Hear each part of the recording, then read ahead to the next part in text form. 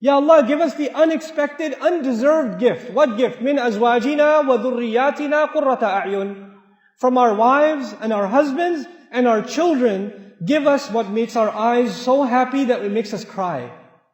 Qurrata a'yun. It cools our eyes. You know what that means? It makes you so happy you want to cry. When you listen to your child recite Qur'an, and they love reciting Qur'an, then it makes you so happy you want to cry. When you look at your wife and how she's raising your children, it makes you so happy you want to cry. When she looks at the husband who wakes up his children for Fajr and takes them to the masjid, she wants to cry. She's so happy. Our husbands cry. And our wives cry, but they don't cry because they're happy. They cry for other reasons. You know, we are asking Allah for tears of joy. We want to be so happy with our family. How are we going to do that? Right now, every day you go home, you fight with your wife, man. Every day you go home. She's like, why were you so late? Why are you asking me? You always ask me. Don't you know there's traffic? Look outside the window. And you start every day.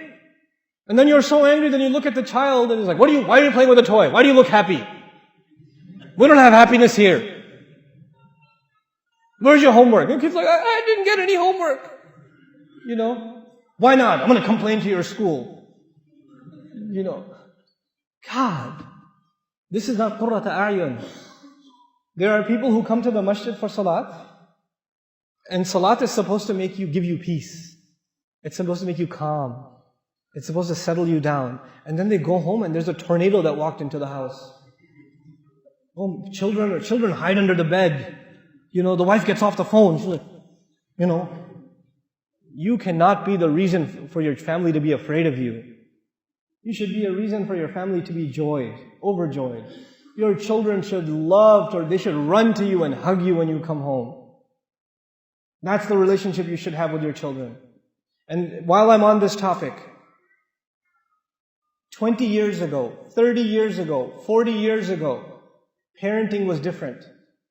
Now it's not the same. You cannot afford to be, I'm talking to the fathers here, you cannot afford to be authorities over your children. You cannot afford that. You have to be friends and authorities with your children. Our fathers were not friends with us. They were authorities. We didn't slap our dad on the back and say, hey dad, let's go play some basketball, let's play some football. We didn't do that. Abba Kimon Baba, Abba Jan, you sit straight. Assalamu alaikum. You get their shoes. That was 20 years ago, 30 years ago. Your kids don't do that. And they won't. We're living in 2013, brothers and sisters. We have to accept reality. Our children are exposed to a lot of things. It doesn't matter if you're in the Muslim world or anywhere else. Ihtiram will remain. You have to respect your parents. But our children, the only one who will give them the love of Islam is you. And you will not be able to give it to them if you're only an authority. If you only yell at them and tell them what to do, but you're not their friend. Every father here should know and master the video games your children play. You should be better if you're letting your kids play video games, first of all, that's a problem. But if you are letting them play and you're not going to let them stop, then you better play with them. Then you better be sitting there playing with them. You don't go watch the news. You're not going to change the world.